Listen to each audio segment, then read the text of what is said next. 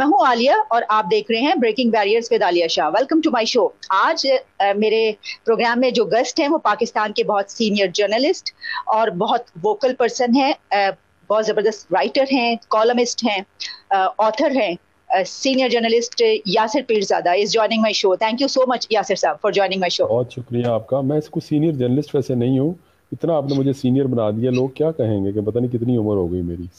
तो हाँ, सादा ही ठीक हूँ मैं। चलिए ठीक है जी, आप सिर्फ जर्नलिस्ट हैं। वो पता, नहीं, वो बहुत भी से नहीं हूँ, जर्नलिस्ट इस बस बात पे कॉलमिस्ट। माइंड कर जाते हैं। अच्छा, जिस तरह की आपने सुना कि यासिर पीरज़ादा ने प्रोग्राम के स्टार्ट में एक इनके अंदर जो लिखने में भी हम जब देखते हैं तो एक जो जिस ह्यूमर से ये काम लेते हैं वो बहुत दिलचस्प होता है। ये अगर कभी क्या कहा जाता है कि सैरकास्टिक भी होते हैं तो उसमें भी वो एक ह्यूमर का अंसर मौजूद होता है। यही वजह है कि इनकी राइटिंग्स बहुत ही शौक से पढ़ी जाती है। यासिर पीरज़ादा, मुझे ये बताइएगा, जिस तरह मैंने अभी शुरू में कहा कि हम क्या बनना क्या चाहते हैं, ये एक कुछ मलगोबा से नहीं बन गया कि हम कुछ हमारी जो आपको पता ही है तुर्की, फिर अरब, फिर ये इन सब को भी हम करना चाहते हैं, हम उर्दू भी करना चाहते हैं और फिर हम तरक्की भी करना चाहते हैं। जरा थोड़ा सा एलैबोरेट कीजिएगा इसको, आप क्या आपने सोचते हैं? इतनी दफ़ा ये बात की ना कि हम बनना क्या चाहते हैं, तो मुझे एक वो याद आ गया कि रिक्शे के पीछे लिखा हुआ था कि मैं बड़ा होकर लैंड क्रूज़र बनूंगा। तो मुझे तो बात का यही लगता है कि हम भी पता नहीं बड़े होके क्या बनेंगे। खैर, काफ़ी बड़े हो गए, अब तो हम 70 वर्ष हमारी उम्र होगी, बल्कि ज़्यादा ही हो गई है। वो जो आपने शुरू में बात की अरबी की, उर्दू की और ज़ुबानों की, ये तो एक मसला है जुड़ा हुआ उससे, जो कि जिसको हम कहते हैं ना आइडेंटिटी क्राइसिस, यानी शनाख्त का बहरान कहते हैं हम। कि हमारे यहाँ जो मजहबी ज़बान है वो अरबी है, और जो मतलब मैं कम से कम अगर अपने आप को पंजाबी कहता हूँ तो मैं घर में पंजाबी बोलता हूँ। और अपनी जो पंजाबी दोस्त हैं उनके साथ भी जिस तरह हमारे पश्तून भाई आपस में पश्तो में बात करते हैं और सिंधी सिंधी में करते हैं, और उर्दू हमारी कौमी ज़बान है। अच्छा, इसमें कोई हर्ज भी नहीं है वैसे कि अगर आप दो तीन ज़बानें जानते हो, लेकिन ये कहना कि जी हम तरक्की सिर्फ उसी सूरत में कर सकते हैं, जैसे कि हमारे बाज़ दोस्त कहते हैं कि अगर हमारे निसाब जो है वो उर्दू में हो जाए, शायद ही उनकी बात दुरुस्त हो, मैं नहीं उनको इस तरह से वो कहता। लेकिन ये बहुत ज़्यादा इसमें शायद इसलिए ताकत नहीं क्योंकि अंग्रेज़ी जो है वो हमारे यहाँ अब तरक्की की ज़मानत भी है ना, और सिर्फ हमारे यहाँ नहीं, दुनिया भर में। मतलब चीन जो है, जो इतनी ज़्यादा तरक्की कर रहा है, उसकी भी जो यानी कोई 50 लाख 50 करोड़ शायद, if I am not wrong, मुझे फिगर इस वक्त याद नहीं है, बहुत बड़ी तादाद उनकी आबादी की जो है वो अंग्रेज़ी ज़बान सीख रही। दुनिया भर में ऐसा ही है, जो मकाले शाया होते हैं, जो बड़े बड़े जर्नल्स में जो तहकीकी मज़ामीन शाया होते हैं, लाखों की तादाद में इस वक्त हम कोविड से गुजर रहे हैं, जो इस पर तहकीकी मज़ामीन जर्नल्स में शाया हुए वो सब के सब अंग्रेज़ी में थे। तो अंग्रेज़ी के बगैर गुजारा नहीं है, सिर्फ हमारा ही नहीं, दुनिया की गुजारा नहीं ना। ये व्हीकल ऑफ नॉलेज है एक्चुअली में। खैर, हम कहीं और ना निकल जाएँ, मैं वापस आता हूँ आपकी उस बात के ऊपर। और मजहबी ज़बान जो है हमारी वो अरबी है। अच्छा, इसके बरक्स हमारे जो हमसाए में जो सिख रहते हैं, सिखों की जो मजहबी ज़बान है वो पंजाबी है। तो आप ये देखें कि उनका जो कल्चर है और उनका जो मज़हब है उसमें कोई इतना फ़र्क नहीं है ना, उनकी मजहबी ज़ुबान तो पंजाबी है। यानी हम जैसा अगर कोई वहाँ जाके लेट से पंजाबी में शेर व शायरी करे या पंजाबी में कोई मजमून पढ़ना शुरू करे, तो बड़ी अकीदत से उसको सुनते हैं, बिल्कुल उसी तरह जैसे हम अरबी पढ़ने वाले को अरबी में अगर कोई नात पढ़े या कोई इस तरह की चीज़ पढ़ेगा तो हम बड़ी अकीदत से सुनते हैं। तो हम ये चाहते हैं, जिस तरह आपने कहा बड़े होकर क्या बनना चाहते हैं, शायद कि हम मज़हब पर हमें पूरा अबूर हासिल हो, हमें अरबी पर पूरा अबूर हासिल हो। फिर हम उर्दू हमारी कौमी ज़ुबान है, उसमें हम बिल्कुल बातचीत करें, तकारीर भी करें अंग्रेज़ी, लेकिन हमें वैसे ही आती है, और घर में बेशक हम पंजाबी बोलें। तो ये चार ज़ुबानें हमें आनी चाहिए, जो कि शायद मेरा ख़्याल है बच्चों के साथ बड़ी ज़्यादती वाली बात हो। अच्छा, इसके पीछे अगर हम थोड़ा सा इसके पस मंज़र में जाएँ, तो बहुत सारी बातों में से एक बात शायद ये भी है कि हमारा जो हम जो अपने आप को एसोसिएट करते हैं ना, हमारी जो आइडेंटिटी है वो हम करते हैं जैसे कि एक पैन इस्लामिज़म जिसको हम कहते हैं ना, कि तमाम जो मुस्लिम उम्मा है वो एक कौम है, यही हमारा नज़रिया है ना। तो वो भले बाकी की मुस्लिम उम्मा हमें अपना हिस्सा समझे या ना समझे, हम बहरहाल इसको इस तरह ही समझते हैं।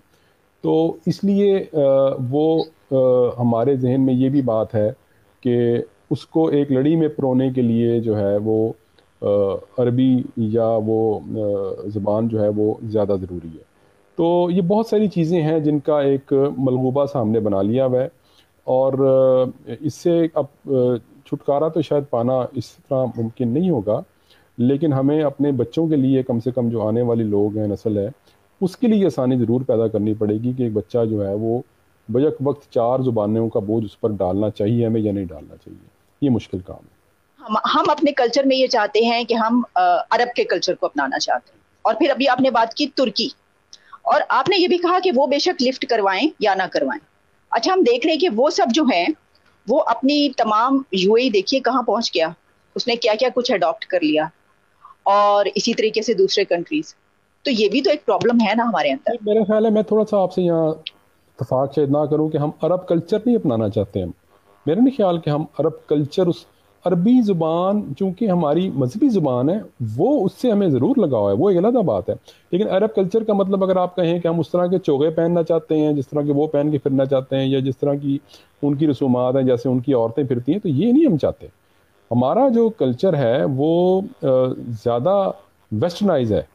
ये आपकी बात दुरुस्त है कि हिंदुस्तान के साथ जब हम रहते थे तो वो उससे जो बातें हमने क्या ली, बल्कि एक ही कल्चर था।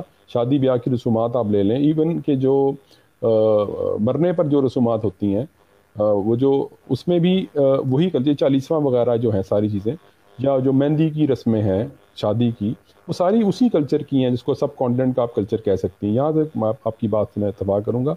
लेकिन जो वैसे हमारा हम जो इन्फ्लुएंस ले रहे हैं या असर ले रहे हैं, वो पाकिस्तानी कल्चर तो है ही है हमारा। जैसे हम आपस में बातचीत करते हैं, लिबास पहनते हैं, लेकिन साथ में साथ वो वेस्टर्न भी है, मगरबी भी है। और ये सिर्फ हम ही नहीं, ये इंडिया में भी ऐसा ही है, ये बाकी ममालिक में भी ऐसा ही है।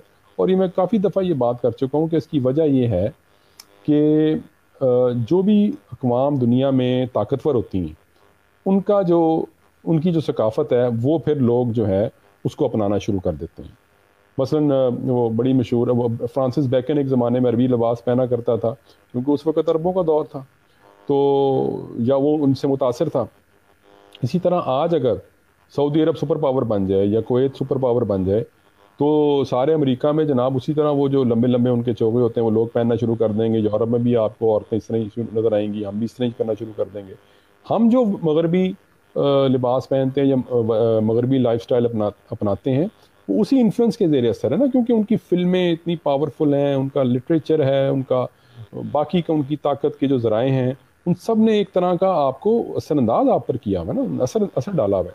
तो उसके नतीजे में मेरा ख्याल है सिर्फ हम ही नहीं, बाकी लोग भी दुनिया के, मतलब चाइना में गया हूँ 2 दफ़ा, वहाँ पे भी लोग बहुत मुतासर हैं। हालांकि चाइना और अमेरिका की कितनी वो आपस में एक रिफ्ट भी है। जापान में लोग बहुत मुतासर हैं वेस्टर्न कल्चर से, बाकी दुनिया में भी, मुस्लिम ममालिक में भी बेतहाशा लोग मुतासर हैं, अपना भी कल्चर रखते हैं। मैं ये नहीं कह रहा कि अपने कल्चर को वो भूल गए हैं, चाइनीज़ ख़ास तौर पे। इंडोनेशिया भी मैंने ऑब्ज़र्व किया, वहाँ औरतें जो हैं, ख़वातीन, वो कोई मुझे वहाँ पे औरत ऐसी नज़र नहीं है जो अबाया में ना हो। लेकिन उसके साथ साथ जो बाकी जो लाइफस्टाइल है मगरबी तरफ का, तुर्की की आपने बात की, सबसे बड़ी मिसाल तो चलें तुर्की की है। तुर्की तो बल्कि क्या कहते हैं, मशरिक़ और मगरिब के संगम पर है, वहाँ पर तो खैर काफ़ी ज़्यादा इन्फ्लुएंस है। तो अपना कल्चर प्रिजर्व करना भी, शायद ये भी एक बात मुझे कहनी बड़ी अजीब लगती है कि हमें अपना कल्चर प्रिजर्व करना चाहिए। आप कल्चर को बाई फोर्स, मेरा ख्याल है, महफूज नहीं रख सकते। कल्चर होता क्या है? सकाफ़त ये है कि हमारी ज़ुबान, बोलचाल कैसी है, हम खाना पीना कैसा करते हैं, हम कपड़े कैसे पहनते हैं, हम मेल मुलाकात में कैसे हैं, यही हमारी सकाफ़त है ना। तो इसको किसी तरीके से आप, मेरा नहीं ख्याल के किसी पे नाफिज कर सकते हैं, कोई कुव्वत नाफजा के ज़रिए इसको आप लोगों पर। ये तो एक वे ऑफ लाइफ है जो ऑटोमेटिकली अडॉप्ट करते चले जाते हैं लोग। अच्छा, जो आपने अभी नाफिज करने की बात की, लेकिन ऐसा तो नजर आता है, देखिए पाकिस्तान में जब आप ये कहते हैं बाकायदा, आप ये नहीं कि इंटेंशनली ये बात की जाती है और ये कोशिश की जाती है कि आप जो टर्की है उसके ड्रामों को जो है वो हम करने की, प्रमोट करने की कोशिश करते हैं। अच्छा, जिस तरह मैंने अभी बात की कि जो भारत और पाकिस्तान का कल्चर है जो कि एक जैसा है, उसके लिए हम एक ये नैरेटिव तरतीब देते हैं कि दुश्मन है। अगर कोई फर्ज कीजिए, हालांकि हम कितने अरसे तक भारतीय फिल्म देखते रहे और उसके बाद बैन लग गया, और फिर अभी भी एक ये जो वो किया जाता है, जो कि दरअसल ये कोई पेट्रियोटिज्म की निशानी नहीं है। यानी आप अगर इसको ये करने की कोशिश करते हैं कि अगर आप ये देखेंगे तो आप बहुत बड़े गुनाहगार बन जाएंगे, आप गलत बन जाएंगे, अगर आप ये करेंगे तो फिर आप सही पक्के मुसलमानी और पाकिस्तानी है, लेकिन अगर आप ये करेंगे तो आप अच्छे पाकिस्तानी नहीं। इस पे आप क्या कहें? नहीं, ये तो फजूल बात है। उसकी वजह ये है कि आजकल हम जिस दुनिया में रह रहे हैं, अब देखें ना, अब आपने घर बैठे मुझे ऑनलाइन यहाँ पे ले लिया इंटरव्यू के लिए। तो हम जिस दुनिया में रह रहे हैं, आपने कहा भारतीय फिल्मों पर पाबंदी है, मुझे बताएं कोई फिल्म ऐसी है भारतीय जो आप देखना चाहें तो ना देख सकें। हम नेटफ्लिक्स का दौर है, अमेज़ॉन का दौर है, ठीक है। कौन से ज़माने में हम जी रहे हैं कि जहाँ पर वो एक दौर वो भी था जब 80s में मुझे याद है कि इवन भारतीय हदायतकार जो थे वो इंतज़ार करते थे, पाकिस्तान से कोई आया तो उसको पूछते थे भी तुम कोई इतनी फिल्म साथ लाओ, कैसेट साथ लाओ। अब तो वो दौर ड्रामा, नहीं रहे। ड्रामा हाँ, खासतौर पे बहुत ड्रामे का पसंद किया भी और जाता फिल्मों का भी। हाँ, अब तो वो दौर नहीं रहे कि आप पाबंदियां लगा कर लोगों को इस तरफ माइल करें और इस तरफ मजबूर करें। हाँ, ये बात आपकी दुरुस्त है कि जिस तरह एक तुर्की के ड्रामों को या तुर्की के कल्चर को प्रमोट किया जा रहा है, अच्छा वो लोगों में पॉपुलर भी हैं। उसकी वजह वही मैंने जो पहले आपसे अर्ज़ की ना, कि हमने ना उनसे एक अपनी एसोसिएशन सी फील की है। जिस तरह वो हमारा एक तसव्वुर है ना, एक हमारा मुस्लिम उम्मा का एक तसव्वुर जो आज से 900 हज़ार साल पहले जो अपने अरूज पर थी बिल्कुल, और जिस तरह हमने दुनिया को फतह किया, और वो यानी जिसमें एक आइडियल एक हुक्मरान होता था मुसलमान, और वो पूरी दुनिया में सल्तनत फैलाता था, फिर सल्तनत उस्मानिया बन गई। उसमें हम अपने आप को रिलेट कर पा रहे हैं कि ये था एक आइडियल दौर, असल में ये थी वो ग्लोरी, ये थी वो पीक जो हमने मिस कर दी। और ये हम बिल्कुल दोबारा भी दुनिया पर ऐसे ही फाते हो सकते हैं अगर हम उन्हीं असूलों को अपना लें वगैरह। तो ये रिलेटेबल है, क्योंकि रिलेटेबल था इसलिए ये पॉपुलर हो गया। गलत है, ये सही है, वो एक अलग बात है कि अभी वो उसमें कितनी उसकी तारीख कितनी दुरुस्त थी, या वो फिल्म की जो फैक्चुअल उसमें कोई हकीकत है या नहीं है, ये एक अलग डिबेट है। लेकिन हमने उससे रिलेट चूंकि किया, लिहाजा वो पॉपुलर हुआ। ये मेरी राय है इसमें। ठीक। लेकिन इसी बिना पर जब ये नैरेटिव चलता, और आपने ही कहा कि हम उस पर भी बात कर सकते हैं अगर आप करना चाहें कि वो किस हद तक सही था या दुरुस्त था, लेकिन इस बिना पर ये भी तो देखा जाता है। आप देखिए कि जिस तरीके से प्रोटेस्ट होते हैं जब टीएलपी इस तरह निकलती है, तो उनका तो एक सबसे बड़ा जो है वो स्लोगन ये होता है ना। आपको पता है कि वो जो एक पीछे आपकी वो चल रहा है कि ये तो है, सब कुछ हमारा है और हम नहीं करना, जो आपने अभी कहा।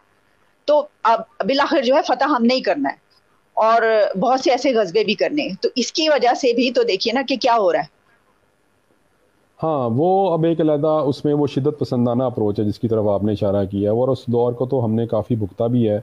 वो जो जिसको हम कहते थे ना कुव्वत नाफजा, इन्हें इम्पोज करने वाली जो कल्चर है, वो लाइफस्टाइल, वो हमारे मुल्क में तो ये हुआ जब दहशतगर्दी का ज़माना था अपने अरूज पर। तो उस वक़्त वो तालिबान वगैरह का यही तो था कहना कि वो जो इंटरप्रटेशन रिलीजन की जो तशरीह ताबीर उनकी है वही दुरुस्त है, और जो उससे इतफाक़ नहीं करता या जो उनके साथ नहीं खड़ा वो वाजिबुल कत्ल काफिर है। तो वो उसको हम कह सकते हैं कि वो एक बज़ोर क़ुव्वत वो एक ऐसा लाइफस्टाइल इम्पोज करना चाहते थे जो उनके नज़रिए के मुताबिक दुरुस्त था, ठीक है। तो लेकिन वो कामयाब नहीं हो सका। मुसलमानों की यानी पूरी 1400 साल तारीख में ये चीज़ कभी कामयाब नहीं हो सकी, और इसलिए वो भी कामयाब नहीं हुए ना। अब जो आपने एक बात उसमें की, ज़िम्नन मैं उसका जिक्र करता हूँ, जिनके जो हिस्टोरिकल जो फैक्ट्स हैं, जिन ड्रामों की तरफ आप इशारा कर रही हैं, तो मेरा ये ख्याल है कि ये तो इसको सिर्फ एज ड्रामा या फिल्म के तौर पर देखना चाहिए। तो उनका ये अपना दावा नहीं है ड्रामा बनाने वालों का कि ये तारीख़ी एतबार से ये कोई मोतबर या दुरुस्त कहानी है। ये सिर्फ एक इसको ड्रामे के तौर पर देख के हम लुत्फ़अंदोज़ हो सकते हैं। इससे कोई ये हमें तारीख़ पढ़ने के लिए ज़रा थोड़ी सी मेहनत करनी पड़ेगी, उसके लिए 4 किताबें हमें और पढ़नी पड़ेंगी। ड्रामे देखने से तारीख़ नहीं पढ़ी जाती। अच्छा, तो आपके ख्याल में जो हमारी जो किताबों में तारीख पढ़ाई जाती है वो ठीक दुरुस्त पढ़ाई जाती? हम तो इसी किस्म की तारीख पढ़ के बड़े हुए हैं। मुझे तो याद है मुताला पाकिस्तान की जो किताबें थीं, उनमें अगर मैं उनके मुताबिक चलूँ तो मुझे मेरी जो यानी फ़हम में यूँ आना चाहिए कि गांधी जी जो थे वो बड़े ही कोई मक्कार इंसान थे, और अजीब किस्म की उनकी एक वियर्ड सी पर्सनालिटी थी। और वो तो पता नहीं किस किस्म के आदमी थे, ना उनका कोई लिबास पहनने का सलीका था, ना वो कोई पढ़े लिखे थे।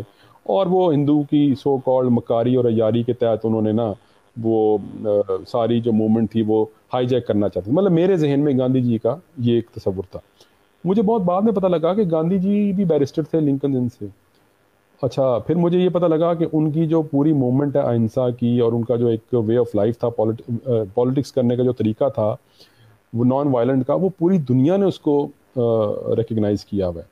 और उनके नाम की फिल्में बनती हैं, उन पर किताबें लिखी गई हैं, और उनको पूरा एक उनका एक नाम है पूरी दुनिया में। अच्छा, मुझे बड़ी हैरत होती थी कि ये क्या बात हुई, इस कदर दुनिया को नहीं पता कि इतना मक्कार शख्स है ये, और इसको ये इस एक हीरो के तौर पर ये प्रोजेक्ट कर रहे हैं।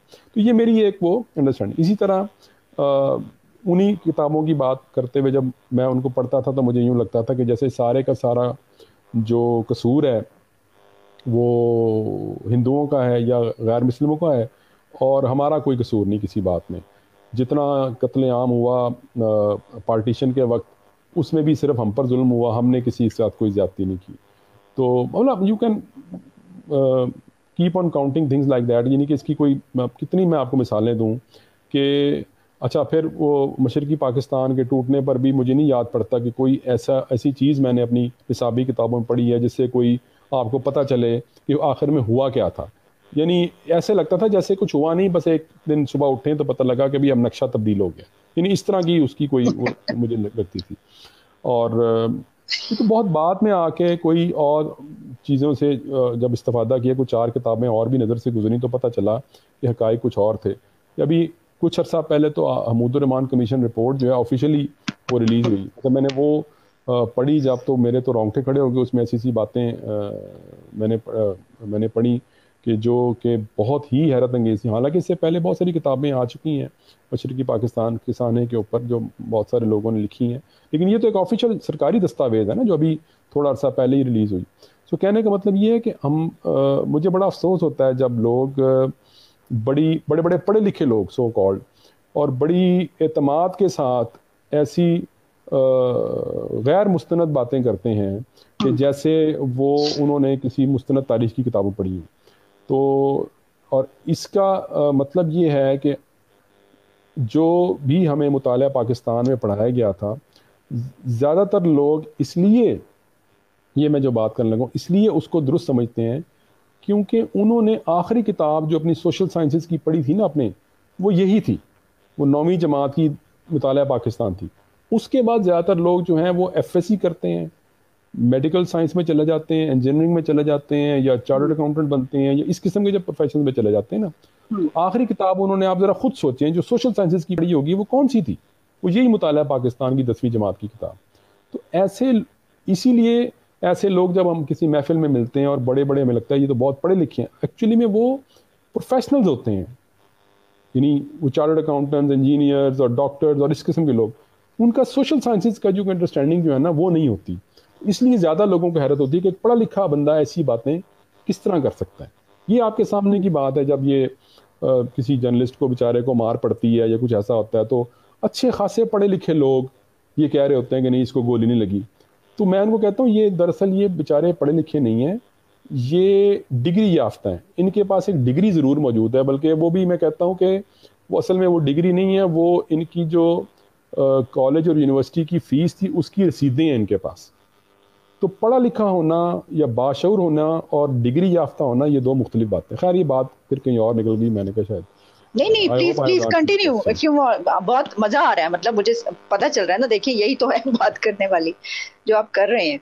तो अब बल्कि इसमें ऐड भी कर लीजिए, ये मतलब हमें समझ क्यों नहीं आई अभी तक कि ये जो है बड़ा होके अगर कोई बच्चा ऐसी चीज आप पढ़ा भी रहे हैं तो उसने जान तो जाना ही है, सब कुछ सच तो पता चल ही जाएगा। नहीं, ये ज़रूरी नहीं है, नहीं ये ज़रूरी नहीं है। उसकी वजह ये है कि ये भी बात मैं काफ़ी दफ़ा कर चुका हूँ, लेकिन जो कि आपने सवाल इस तरह किया, लिहाजा वो उसको रिपीट करने में, दोहराने में हर्ज कोई नहीं है।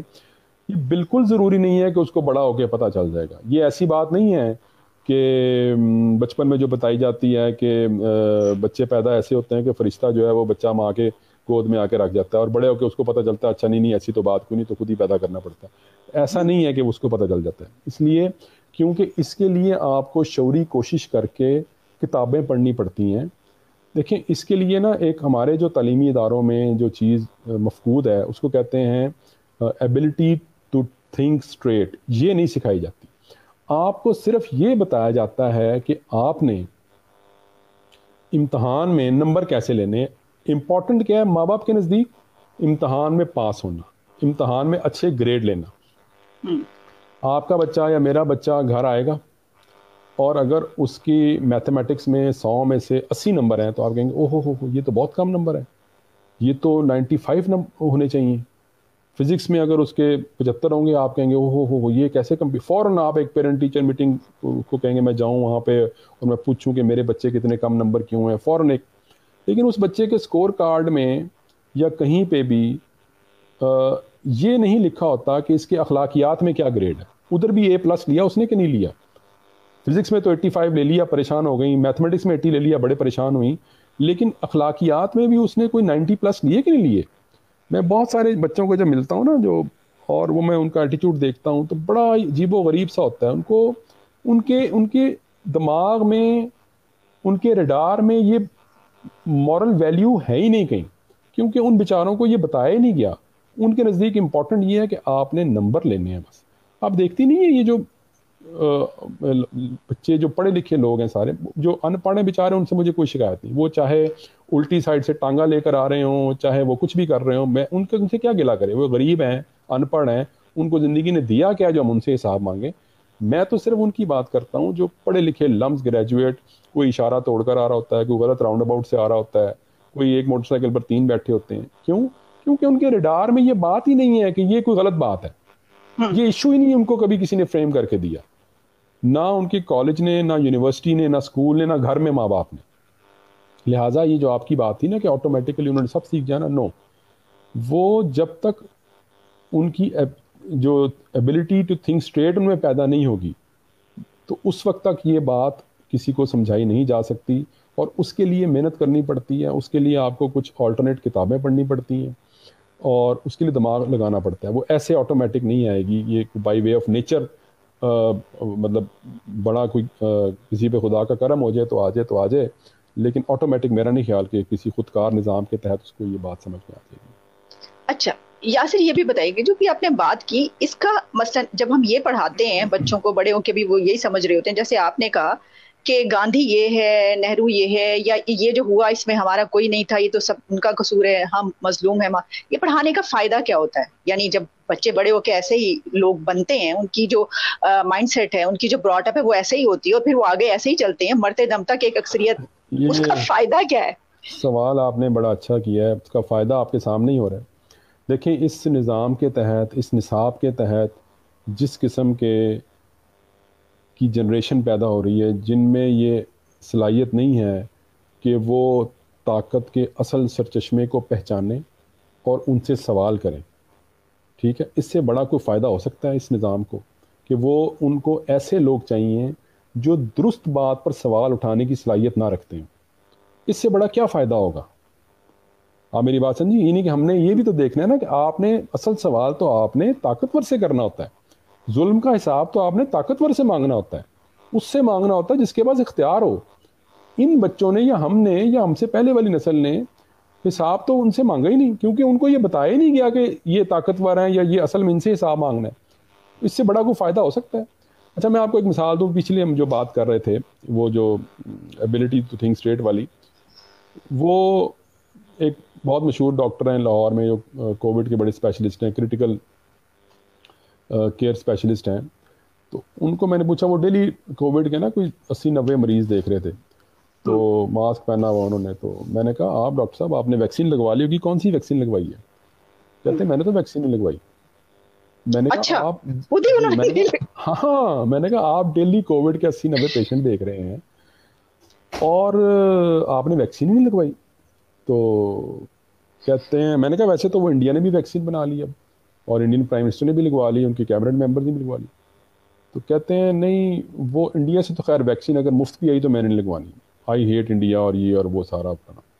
मैं कहा ओके चलें ठीक है, इंडिया की वैक्सीन आपने नहीं लगवानी, तो जो अवेलेबल है, जो डॉक्टर्स को सबसे पहले लगी थी चाइना की, वो तो लगवाएं। नहीं, मैं स्पुतनिक का इंतज़ार कर रहा हूँ जो रशिया वाली है। अच्छा, कैन यू बीट इट? अब वो डॉक्टर हैं और कोविड के doctor specialist, critical care specialist हैं। उस बंदे का अगर ये कहना, इसका मतलब ये है कि वो, अगेन वही वाली बात जो मैंने पहले की थी, हमारे मुल्क में ये बताया जाता है कि ये एक कोर्स है 5 साल का मेडिकल का, अगर कोई बंदा ये कर लेगा तो उसकी लाइफ सेटल हो जाएगी। उसमें कोई साइंसी सोच के तहत नहीं वो पढ़ा होता। यानी अगर कोई कोर्स मतलब किसी तरखान का या लोहार का भी होगा ना 5 साल का, और अगर उसमें बहुत पैसे होंगे तो लोग वो करना शुरू कर देंगे। It's just like that. ये ऐसा नहीं कि उन्होंने मेडिकल साइंस नहीं पढ़ी, उन्होंने मेडिकल साइंस पढ़ी है लेकिन उसको साइंस समझ के नहीं पढ़ा। उन्होंने ये समझ के पढ़ा कि ये 5 साल का कोर्स है, जब मैं कर लूंगा तो मेरी लाइफ सेटल हो जाएगी। इसलिए इतना पढ़ने लिखने के बावजूद उनमें वो चीज़ पैदा नहीं होती जिसको मैं बार बार कहता हूँ, एबिलिटी टू थिंक स्ट्रेट। तो लिहाजा फिर आपकी बात का जवाब कि ये खुद ब खुद नहीं पैदा होती। मतलब अगर क्रिटिकल केयर स्पेशलिस्ट में पैदा नहीं हुई, प्रोफेसर ऑफ मेडिसिन में पैदा नहीं हुई, यूके से पढ़ के आने के बावजूद पैदा नहीं हुई, ठीक है। ट्रंप को 6 करोड़ लोगों ने वोट डाला, मुझे बताएं आप, अमेरिका में रहते हैं ना सारे। तो ऐसा नहीं है कि हमारे पास ही ऐसी लॉट मौजूद है, अल्हम्दुलिल्लाह पूरी दुनिया में लोग रहते हैं। जी, एक मैं आपको एक एग्जांपल में इजाफा भी कर देती हूँ, ऐड भी कर देती हूँ कि हमारे तो इतने बड़े बड़े जो वुकला भी ऐसे हैं कि जो ऐसे लोगों का मुंह चूमते हैं जिन्होंने कत्ल किया हो। ना नहीं, मुझे नहीं पता वो तस्वीर, मैं उसके बारे में गारंटी। चलिए उस तस्वीर को मैं कह रही हूँ, क्या आप नहीं समझते कि ये भी ऐसे लोग भी तो मौजूद हैं? आप सिर्फ उस एक उसको, मैं तो कह रहा हूँ, हम तो बेचारे बहुत ही वो हैं, किसी शुमार में नहीं। अमेरिका में 6 करोड़ लोगों ने ट्रंप को वोट दिया और उसमें बड़े बड़े, आप खुद अंदाजा लगाएं, आखिर अमेरिका के जो ट्रंप के साथ उसका नायब सदर भी था, सलामती का मुशीर भी था, पता नहीं कौन कौन लोग थे, वो सारे बड़े मतलब सो कॉल्ड पढ़े लिखे ही थे ना। तो ये दुनिया सारी में ये फिनोमेना है, हमारे यहाँ लेकिन कुछ हमें शायद लगता है कि ज़्यादा है। लेकिन असल बात जो आपने पूछी ना आज के प्रोग्राम में, वो यही थी कि इसका फ़ायदा क्या होता है। तो फ़ायदा उसका यही है कि आप इस निज़ाम को चैलेंज करने की पोजीशन में नहीं रहते। यही वजह है कि आपका जो पहले सवाल पर मैं वापस आऊँगा कि हमने बड़े होकर क्या बनना है। हमने बड़े होकर कुछ भी नहीं बनना जब तक ये जो उसकी जो जड़ है ना मसले की, उसको पकड़ने की सलाहियत जब तक हमें पैदा नहीं होगी, उस वक्त तक ये बड़े होकर कुछ नहीं बना जा सकता। मैं कोई इतना पेसिमिस्ट नहीं हूँ, ना मैं था, लेकिन अब कुछ अरसे से मैं कुछ मुझे लगता है ऐसे है कि जैसे मैं कुछ कनूतियत का शिकार हो गया, जो कोई अच्छी बात नहीं है। क्योंकि उसकी वजह यह है कि आपको ये नहीं पता होता कि दुनिया में या ज़िंदगी में कब कहाँ से कोई रोशनी फूट पड़े, कब कहाँ से कोई अच्छी बात आ जाए। आप हर चीज़ को फोर्स ही तो नहीं कर सकते ना, ठीक है ना, मैं कर सकता हूँ, कोई भी दुनिया का बंदा नहीं कर सकता। लिहाजा इतनी कनूतियत को अच्छी नहीं होती। मैं अपने आप को फिर आजकल ये भी समझाने की कोशिश करता रहता हूँ, लेकिन कहीं से कोई रोशनी फूटे तो सही, हम उसके साथ खड़े होंगे। ठीक, अच्छा, ये जो अभी आपने बात की कि डिस्टॉर्टेड हिस्ट्री पढ़ाई जाती है और हम पढ़ाते हैं, हम जानते हैं, आपने ये कहा। दूसरा, मेरा नहीं ख्याल कि इस हद तक डिस्टॉर्टेड हिस्ट्री जो है वो किसी ने पढ़ाई होगी। हम क्योंकि इस वक्त अपनी बात कर रहे हैं, तो आपने कहा कि लेकिन अल्टीमेटली तो इसका नुकसान होता है, और नुकसान हुआ, इसका फायदा तो नहीं हुआ। तो उसके बाद तो ठीक हो जाना चाहिए ना, उसके बाद तो मतलब चेंज होना चाहिए। असल में ना ये जो इंसानी जहन है ना, ये बड़ी अजीबोगरीब चीज़ है। वो एक कॉन्सेप्ट है, इसमें उसको कहते हैं कॉग्निटिव डिसोनेंस। उर्दू में तर्जमा करूं तो उसका मतलब होगा जहनी नाहमवारी कह लें आप। हर इंसानी जहन की ना एक लिमिट होती है कि आप इंफॉर्मेशन प्रोसेस करने की एक हद होती है। आप किस हद तक कोई मालूमात जो हैं उनको आप उनकी पड़ताल किस हद तक कर सकते हैं, उसकी बुनियाद पर आप कैसे राय कायम करते हैं।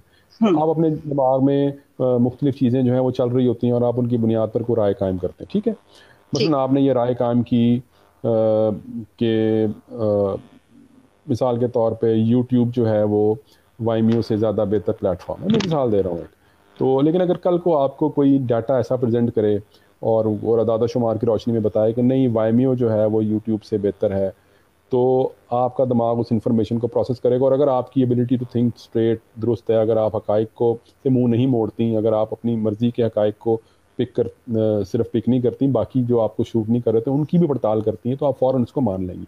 लेकिन ज़्यादातर लोग ऐसे नहीं करते। हम अपनी जो बातें हमारे नज़रिए के मुवाफिक होती हैं, हम उनको तो कबूल कर लेते हैं, लेकिन जो हकाइक जो हैं हमारे नुक्ता नज़र से मुखालफत में जा रहे होते हैं, उनको हम ना गैर शऊरी तौर पर, लाशऊरी तौर पर उनको हम नज़रअंदाज कर देते हैं।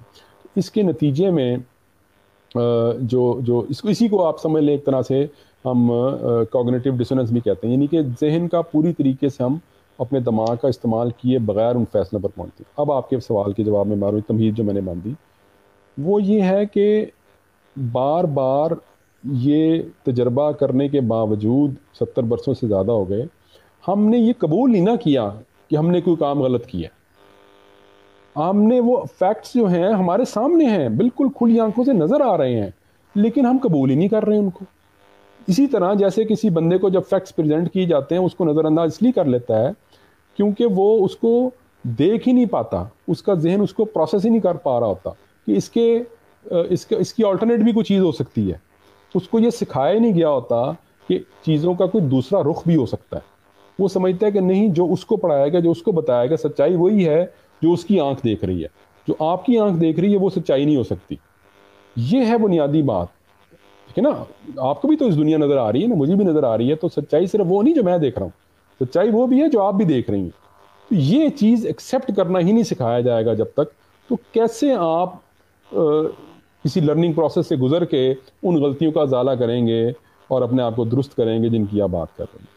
आई होप मैंने कुछ ज़्यादा मुश्किल बात तो नहीं की। नहीं नहीं नहीं, आपने नहीं नहीं, बिल्कुल सही आप बातें कर रहे हैं। बहुत मुझे आप जरा इतने मजे मजे के कॉलम्स लिखते हैं, तो उसमें से कुछ आप कोई अच्छा सा मजे का कुछ हमें कुछ बता दें, कोई याद हो कुछ, तो, कोई ऐसी बात। नहीं, वो तो शायरों से पूछा जाता है इसी टॉपिक के हवाले से या कुछ इस तरीके से, इसी टॉपिक पे आपने कुछ ऐसा लिखा हो और आप हमसे शेयर करना चाहें।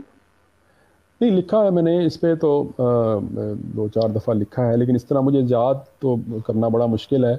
पीछे आपको शायद हो, जब ये ब्लैक लाइव्स मैटर वाली मुहिम चल रही थी, तो वो बड़ा वो मुजस्मे गिराने शुरू हो गए लोग ना, मतलब कि भाई ये बंदा भी ग़ुलामी के साथ इसका भी ताल्लुक़ था, तो उसका मुजस्मा भी गिरा दो, फलां बंदे का भी गिरा। अच्छे बड़े बड़े लोगों के मुजस्मे गिराने शुरू गिरा दिया। हाँ, उस पर भी मैंने एक कॉलम लिखा था कि वो इस तरह करते करते तो बात पता नहीं कहीं अब्राहम लिंकन तक ही ना पहुँचे, क्योंकि एक यानी हर जो दौर होता है उसकी अपनी कुछ वैल्यूज़ होती हैं ना, अपनी अक़दार होती हैं। तो ज़रूरी नहीं होता कि हर बड़ी शख्सियत जो है वो हर दौर की अक़दार के मुताबिक ही उसके ऊपर पूरी उतरे, ठीक है, क्योंकि अक़दार तो रिलेटिव भी हैं, वैल्यूज़ तो चेंज भी होती रहती हैं। लेकिन मेरा ख़्याल ये है, मैंने फिर उसमें ये बात लिखी थी कि जो कुछ आज के दौर की कुछ यूनिवर्सल अगर वैल्यूज़ हैं, मिसाल के तौर पे ग़ुलामी बुरी चीज़ है, ग़ुलामी को आप इंडोर्स नहीं कर सकते ना, तो उसको अगर मेयार बना लिया जाए तो फिर हम किसी नतीजे पर शायद पहुंच सकें। लेकिन एक इसमें काउंटर आर्गूमेंट ये था कि आज से 200 साल पहले या 250 साल पहले, 150 साल पहले लोग ग़ुलामी को तो गलत समझते नहीं थे, उसको तो वो तो लेजिटिमाइज थी ना, उसको तो गलत नहीं समझते थे।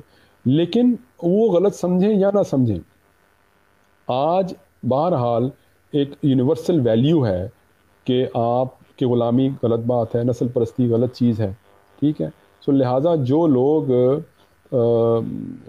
इन मयारात पर पूरे उतरें उनके आप मुजस्मे बनाएं आइंदा, ताकि वो फिर दोबारा आपको ढाने ना पड़े। ये पता नहीं आपकी बात से मुतल्लिक़ थी या नहीं थी, मुझे ऑफ द कफ बस ये याद आया तो मैंने आपसे। ठीक, अच्छा, ज़रा इस पे ये एक इस्लामोफोबिया की बहुत बात की जा रही है आजकल, ख़ास तौर पे हमारे प्राइम मिनिस्टर की तरफ से भी जो है वो कही गई, उन्होंने कहा, बड़ा उस पर जोर दिया। फिर एक ये जो वाक़या भी हो गया कनाडा में, एक ट्रक ने जो है 4-5 मुसलमान जो हैं पाकिस्तानी, उनको जो है कुचल दिया और इसमें से 4 की शायद जो है। इस पे आपका क्या है, क्या कहना चाहेंगे इस पे आप?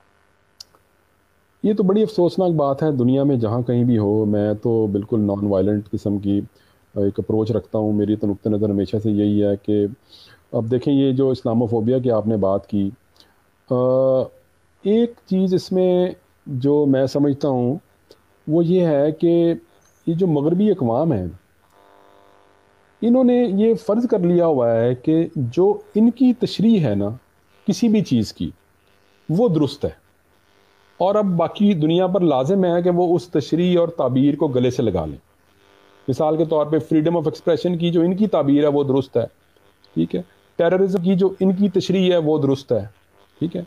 या और भी कोई आप चीज़ लगा लें जो इनकी तशरीह और ताबीर से इत्तफाक नहीं करता, वो गलत। मैं कहता हूँ कि ये इन्होंने कैसे तय कर लिए, जस्ट बिकॉज कि ये ताकतवर हैं। कहने का मेरा मतलब ये है कि ये मगरबी अक़वाम की जो अपनी ताबीरें हैं ना, कुछ टर्म्स की, कुछ टर्मिनोलॉजी की, वो अगर ये कहें कि यही दुरुस्त हैं तो मैं उससे इत्तफाक नहीं करता। अब यासिर साहब, इसमें सॉरी टू कट यू, इसमें अगर हम जो कि तरक्की याफ्ता नहीं है हम तो, लेकिन इसके बावजूद अगर हम ये सोच सकते हैं और हम अपनी मर्जी से अपनी ताबीरें बहुत सारी चीजों की रख सकते हैं, उसके मुताबिक ही चल सकते हैं, तो फिर जो पावरफुल होता है उसको तो हक हासिल होता है ना। वो रखें ना, रखें, लेकिन इसका मतलब ये नहीं है कि इसराइल के और फ़लस्तीन के मामले पर जब अमरीकी ओहदेदार से ये पूछा जाए कि क्या इसराइल की तरह फ़लस्तीन को राइट टू सेल्फ डिफेंस नहीं है, तो वो आए बाएँ शाएँ करने लग पड़े।